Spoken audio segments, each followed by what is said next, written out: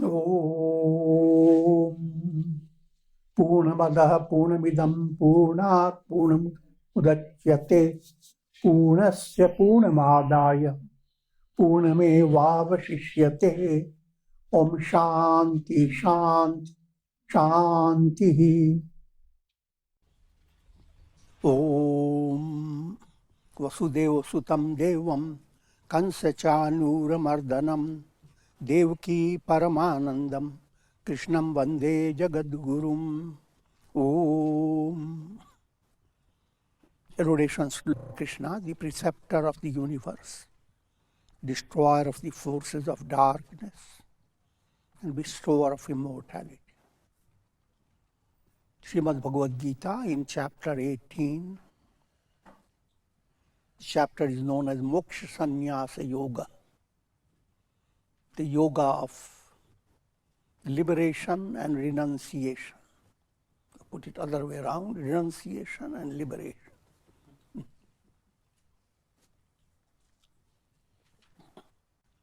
15th verse.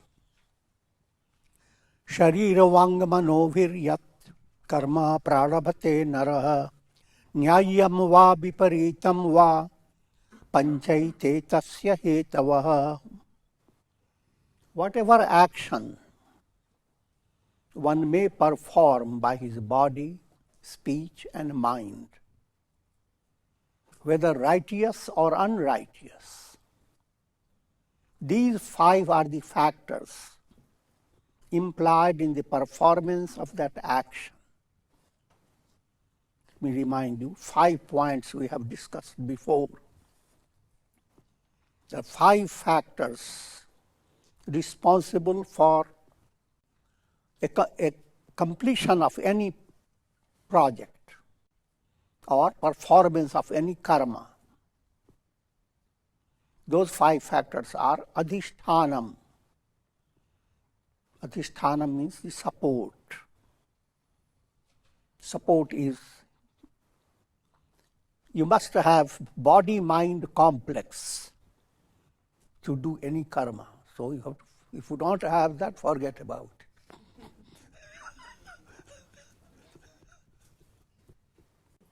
You have to have body-mind complex. You have embodiment, that's what I'm reading. You must be embodied as a human being. Then only starts all the scriptures. You don't talk scriptures to dogs and cats. You can talk to scriptures to human beings with mature body-mind set. Adhishthan, that's called basis. Basis means just like a farmer must have a field, farm. Otherwise, what do you call him farmer? He doesn't have a farm.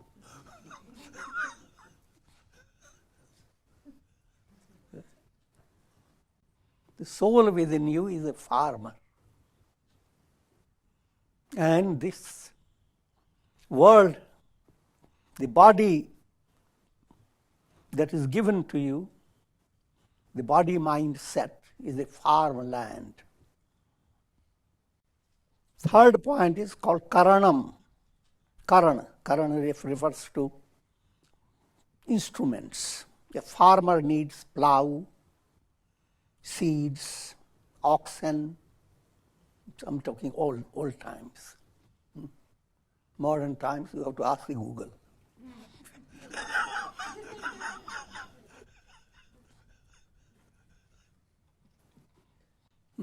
And referring to individual, you as soul, you are the farmer. The body-mind set is the field. And the instruments are indriyas.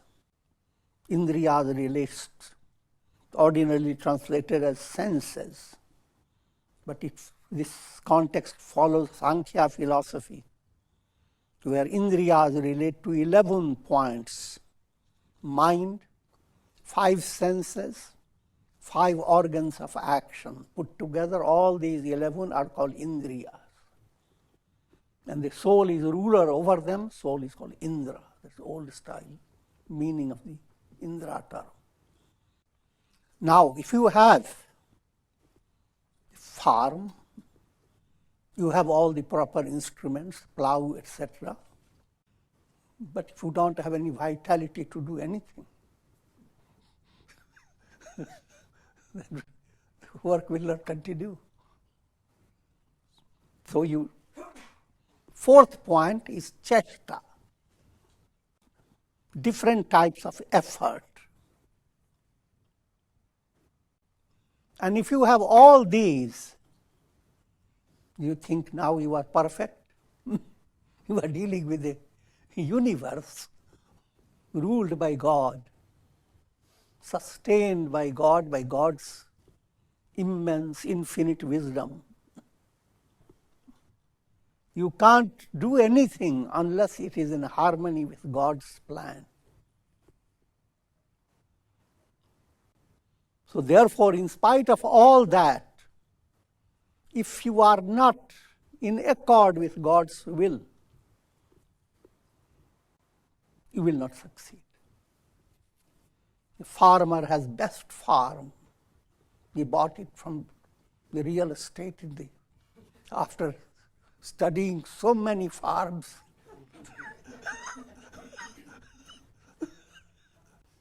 And he bought all the modern equipment, instruments. And he studied into the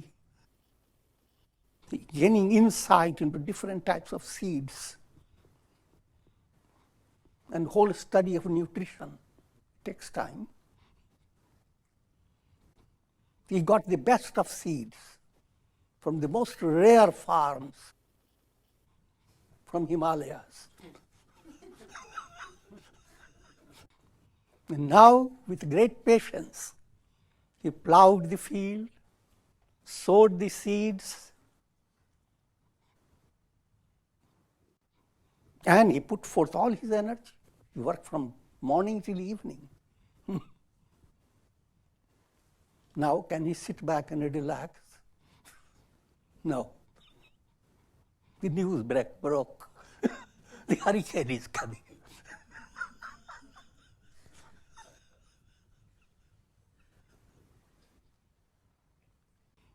I'm joking all that, but trying to give you a visual picture.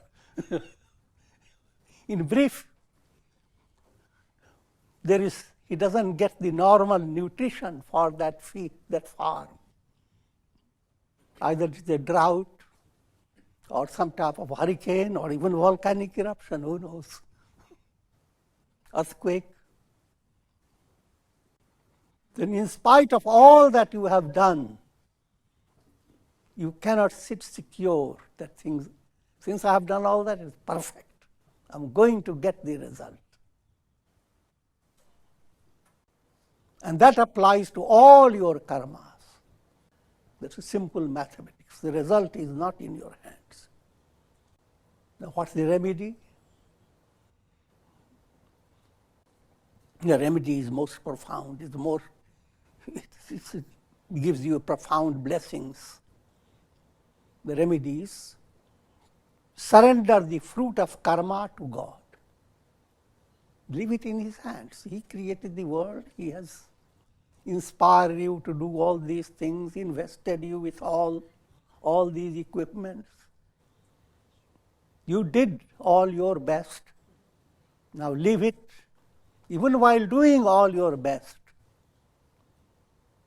all that your attention should be, am I doing my service the best way possible?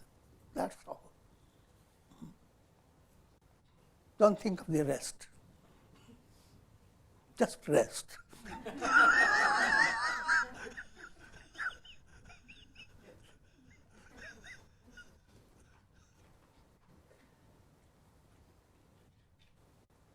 Now, further elaboration of these points. Whatever action one may perform by his body, speech, and mind, because action is performed three ways. Physically, you are doing action. You are speaking about, I'm going to make you a tea. make you tea, hot tea, chocolate, or whatever you like. And you go and look at the face of the person who is saying it, and he is not doing it.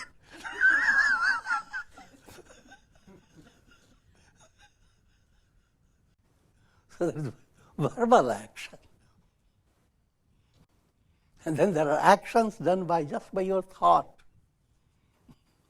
There are situations where neither your physical action is possible nor verbal action. Deal with a discordant relative who doesn't want to talk to you, and yet you love the person. So what will you do? You can't say anything.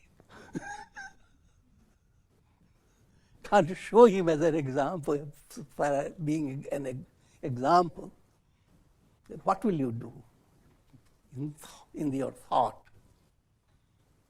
pray to God. To understand the importance of three types of action. And all these three types of action has to be evaluated by your vivek buddhi.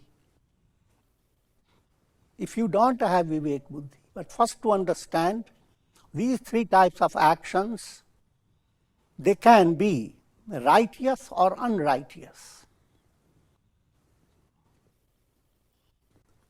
Just follow a path. Path can be with thorns or with little pricking stones. Or the path can be decked with little wonderful soft petals. In simple terms, through these three types of actions, the actions can be either righteous or unrighteous, dharmic or adharmic, following dharma or be against dharma. And that's always, at every moment, you have subtle challenge within yourself, every moment. Your eyes know it, they go on winking. Every moment, clearing up the lens. But that's the normal feature.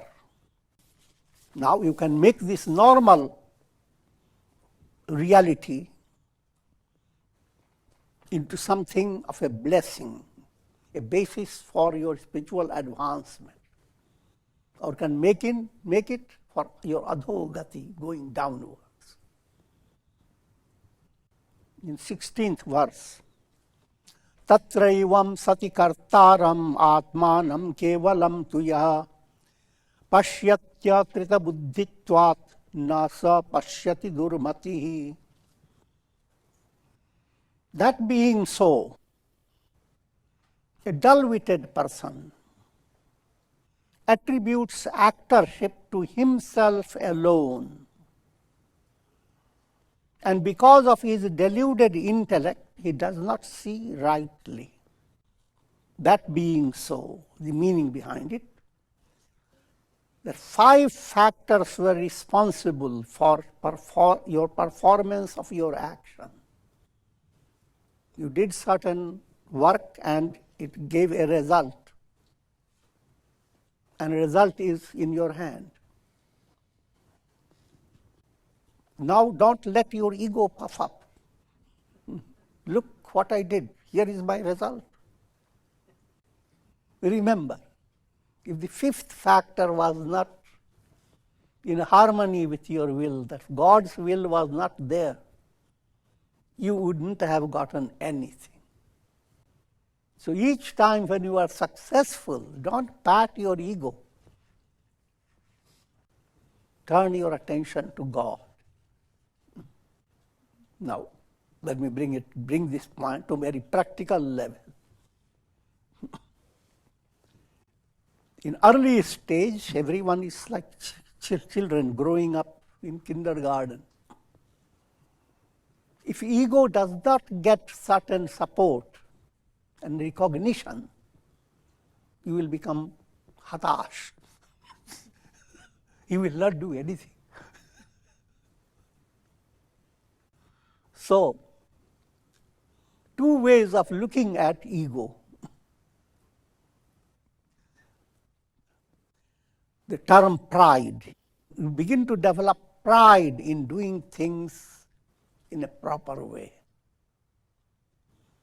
The pride that allows you to do things in an efficient way and encourages you.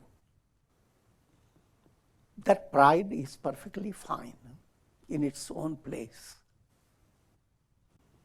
If you don't have that pride, a student goes to school and says, I'm a useless person. I can never succeed. How humble am I?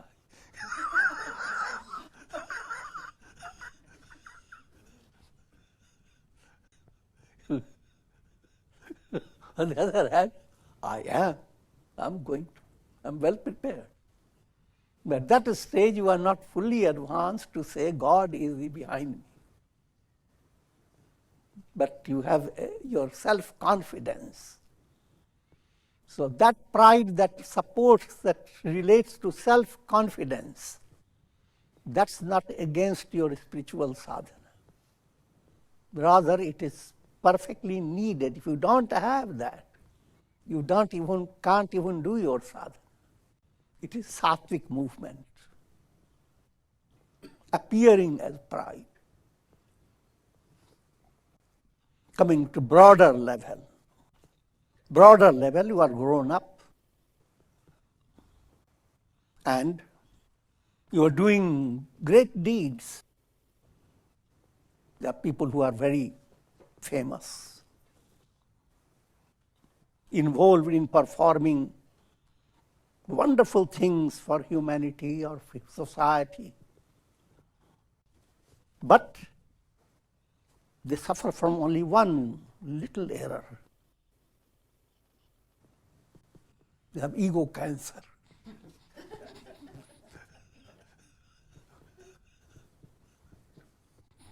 They need egoectomy.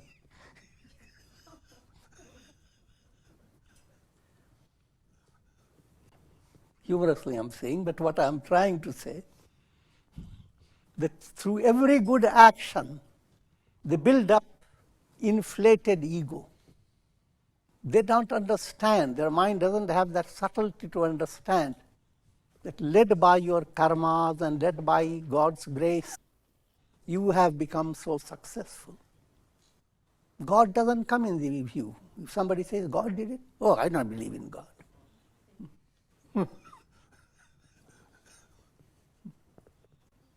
I've been always successful. God, that's weak, timid people speak of God. When you have that mentality, ego has become inflated. Any movement that causes inflation of ego, that makes you, from a spiritual point of view, manda buddhi, dull wit. The Sanskrit word durmati. Mati is buddhi. If you are well qualified and moving in a positive way, it's called sanmati. But when your ego is inflated, or your intellect is not clear, has put itself in a muddy water with filth. I'm just joking. The intellect goes into the muddy water like a frog and croaks.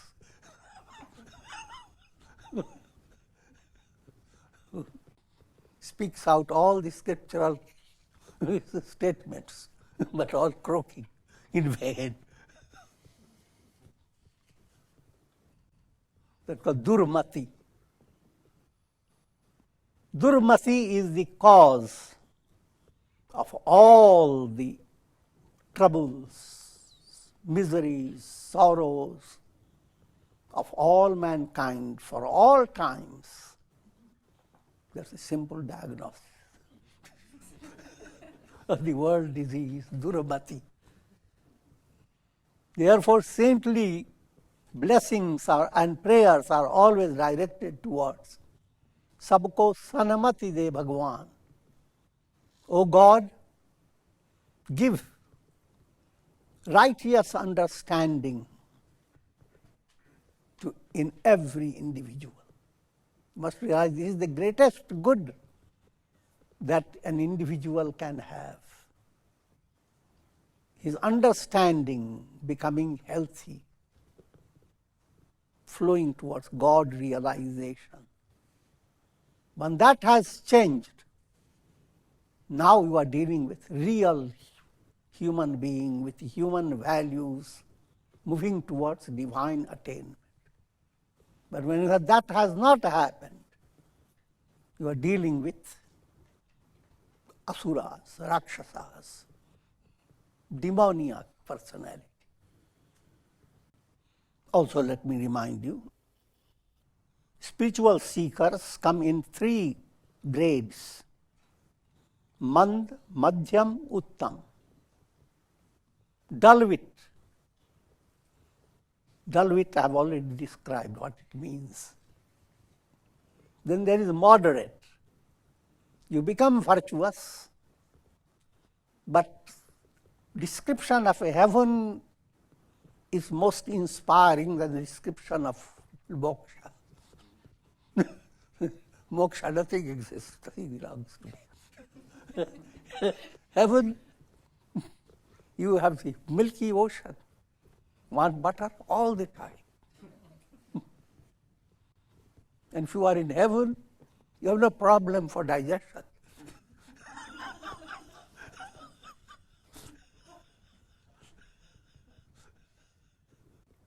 You are real bhoga, enjoyment. On this earth, in this world of practical reality, everything is restricted. You like certain food, you go on eating, and then suddenly you can't eat for 15 days.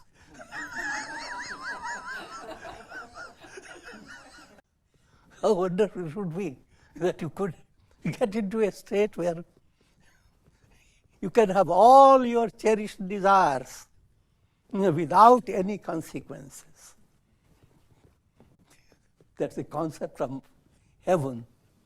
That heaven, Hindu scriptures constantly negates, looks down upon. That shouldn't be your goal. But if that is your goal, then you are medium type of seekers. Because even for that goal, you have to work hard and create many good karmas. But that will not put an end to all the cycle of birth and death. Uttam, those who are the best, they move towards God realization. They bring about ego effacement. And this point is being elaborated in the Gita. 17th verse. Yasya naham krito bhavo buddhir yasya na lipyate hatvapi sa iman lokan nahanti na nibadhyate. He who is free of the ego pride, whose intellect is not tainted by the sense of doership and enjoyership. Such a sage, even if he were to kill all beings, yet he does not kill, nor is he bound by such actions. Big terrorists follow this inspiration from the Gita.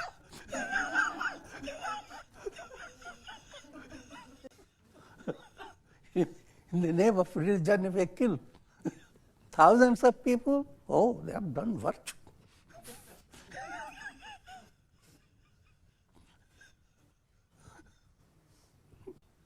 You must realize all talks of battle and killing, they are all allegorical.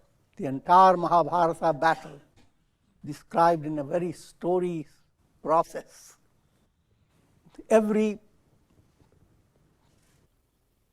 all situations are allegorical elaboration of mystic psychology. In other words, in order to attain enlightenment, you have to kill 6 great enemies, Shadaripus: Kama, Krodha, Lobha, Moha, Mada, Matsarya. That's not enough. These have their children and grandchildren.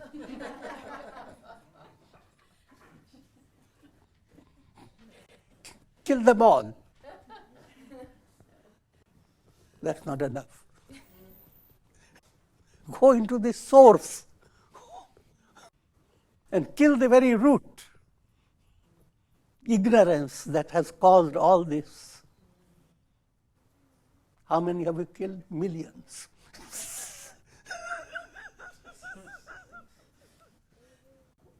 And yet, the end result is you are free of karmas. You do one ounce of violence and sits on with you like a big scorpion.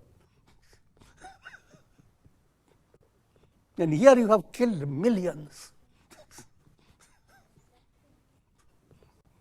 And you are free of all karmic results.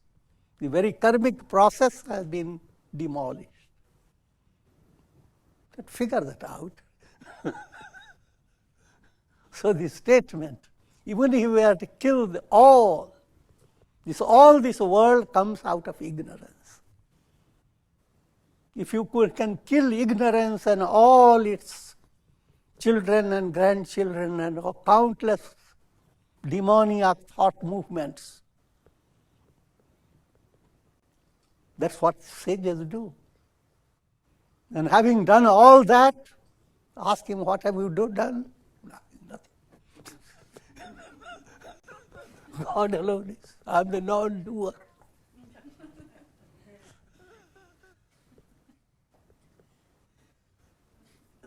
That's profounder meaning of this verse. Now coming to more practical meaning, actions performed by people cannot be evaluated by how they appear. So sometimes many situations become blended in sage's life. Masses continue to evaluate.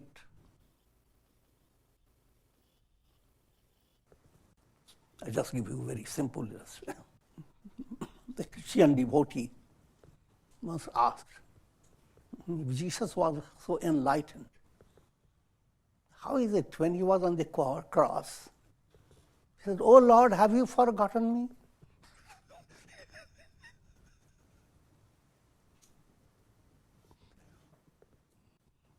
It's a miserable type of illustration. In other words, you see sages suffering. Physically, they have many problems. They may sneeze, they may cough, they may do all types of things.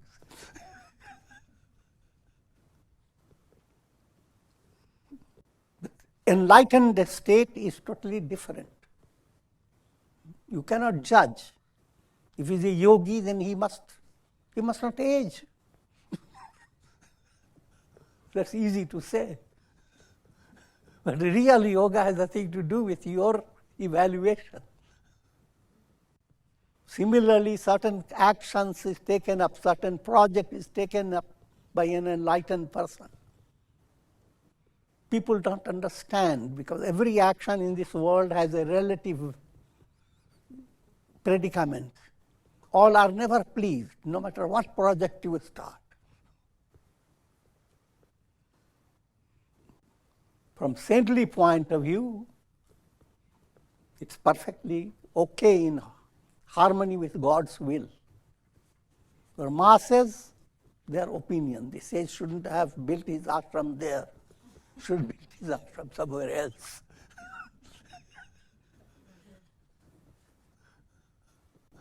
So, if it appears that a sage has done so many things erroneous according to your concept, understand he is free of his karmas.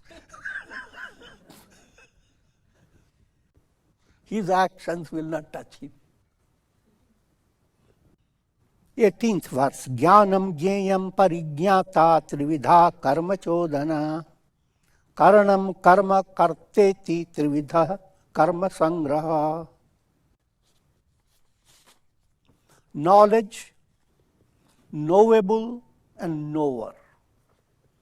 These are threefold impulse for action. While instruments, the senses, action, the karma, and the doer. These are the threefold basis for action. A simple analysis is being given to you about karma. Sanskrit words are jnana, jneya, parijnata. You should be the one you are the knower of your project, you are parijnata. You must know the type of project you are going after, that's called jnana. And you must know what is the intention to achieve through your karma. It's called jneya, the knowable. In a very simple way to understand, these three are described as triputi, triad, seer, seen and sight. And there are three things are profoundly related, called karma sangraha. Doer, you are the doer, jiva. The action project that you have before you is field of karma. And you have your instruments, your mind and senses. Nothing new is being told, it's just being brought to you in more concise manner.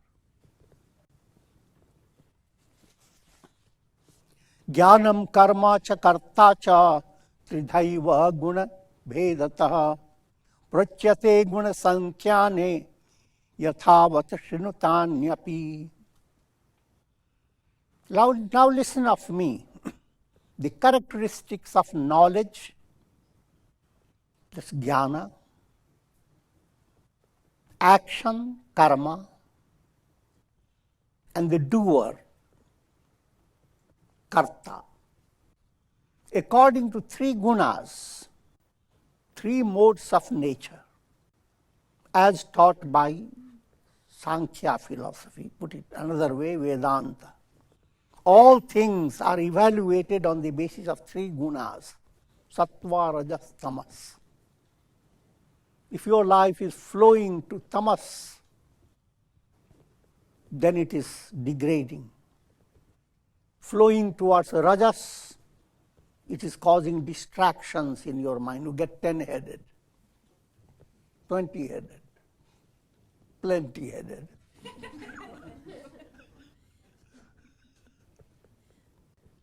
And if karma allows you to, if your sattva develops in your personality, then you become fit for attaining swarga as well as moksha, depending upon your grade. In other words, if good qualities have developed and your ego has not viewed itself responsible, doesn't get the credit of all the good things you have done, due to bhakti or devotion, when ego surrenders all good you have done to God, ego moves away and gives credit to God. When that has come, then movement towards liberation has been opened up. to understand the role of three gunas. Tamas will make you demoniac. Rajas will keep you 1 foot in hell, 1 foot in heaven. Sattva will give you 1 foot in heaven, 1 foot in moksha.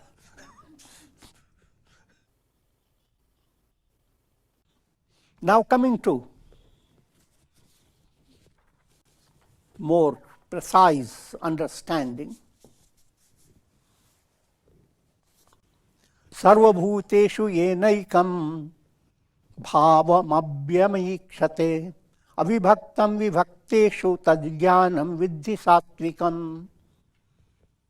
3 types of knowledge to digest it. Sattvic, Rajasic, Tamasic. What will you choose? If you are not a Manda Buddhi, dull wit, you'll choose Sattvic knowledge. Gita presents it in a scientific way for you to choose. Not asking you, this is what you should choose. Lord Krishna teaches the entire Gita to Arjuna and ends up saying, do as you like.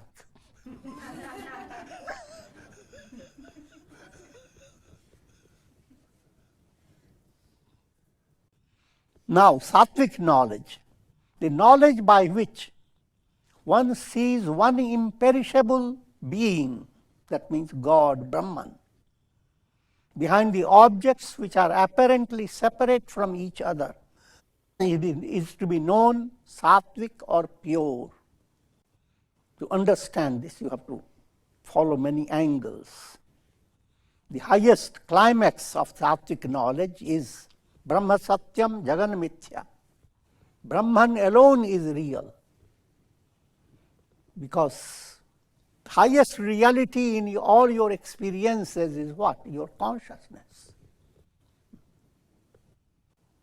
All that the consciousness is bringing to you, filtered through your brain and nervous system, palabras, lies.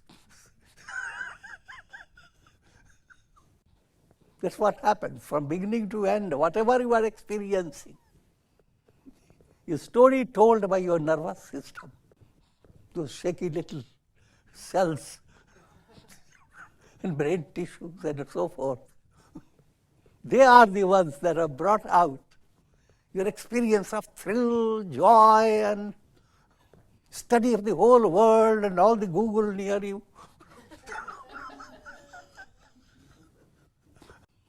And hardly you are able to explore all this, kick the bucket. Come back with a different brain. Now you don't remember all those that has happened.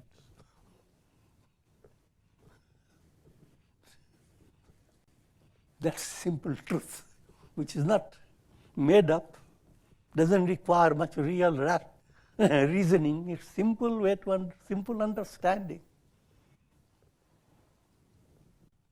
But behind all this, what's the reality?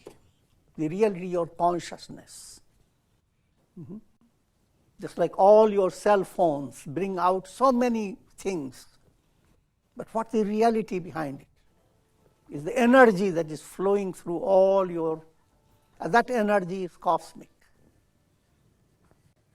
Pure consciousness, put another way, all illuminations of the sun are diverse illuminations.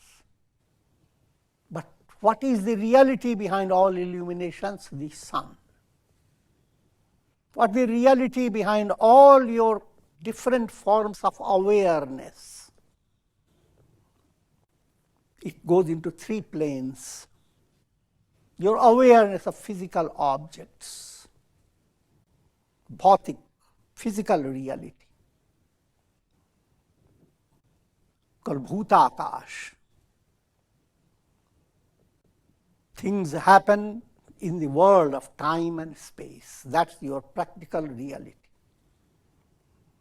That's that awareness.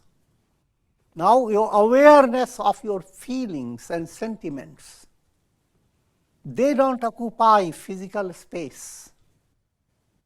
They have a different dimension. But that's profounder reality than the physical world.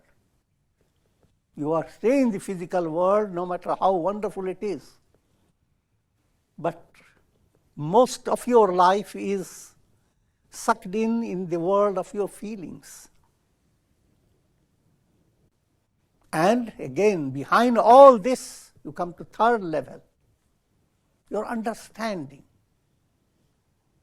If you misunderstand, your feelings go haywire, and your practical reality you can't handle in a correct way.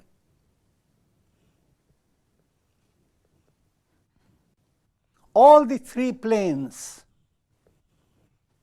are bringing out refractions of consciousness. Pure consciousness is operating as your understanding. It's operating as your feelings.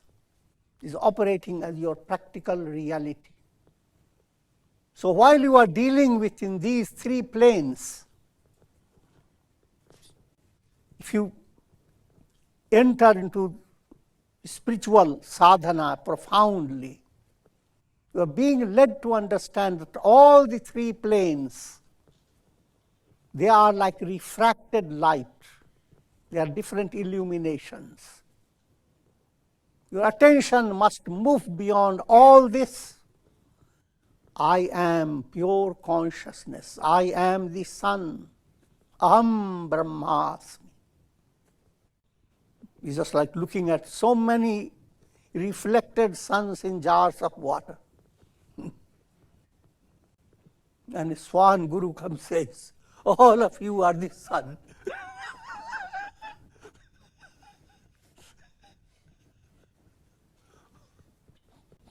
Some believe him, some don't. I'm the sun, why am I shaking? And so forth, I'm joking. So that knowledge that leads you to that profound understanding, that's sattvic knowledge.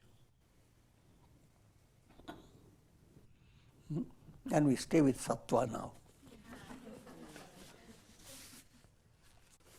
Om Trayambakam Yajamahe Sugandhim Pushtivardhanam Urvarukmiva Bandhanan Mrityor Mukshiyamamritat. Om Shanti Shanti Shanti.